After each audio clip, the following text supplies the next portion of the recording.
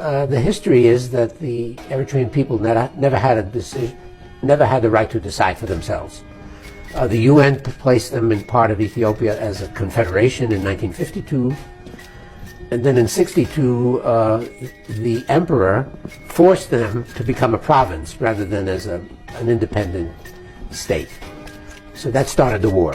So I said, I believe they should have a referendum. I asked Meles, well, how do you feel about Eritrea becoming independent? He said, the Ethiopian people don't like that. They want Eritrea to stay as part of Ethiopia.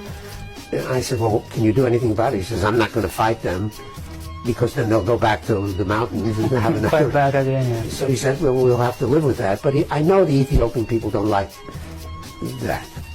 In my opinion, the 1998 war was started by Meles. Because I've read you've heard of WikiLeaks? Yes. This was U.S. communications that were leaked. Okay.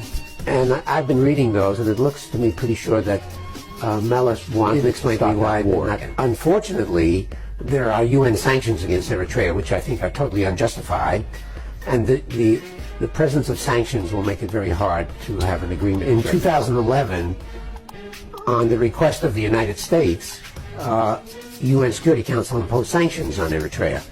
They were accused of helping Shabab in Somalia. I've talked to experts, especially in the academic world. I don't have any inside information anymore.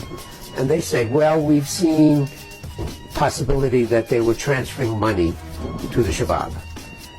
But for the last 2 or 3 years, there's absolutely no evidence that they're involved with Shabab. Zero evidence.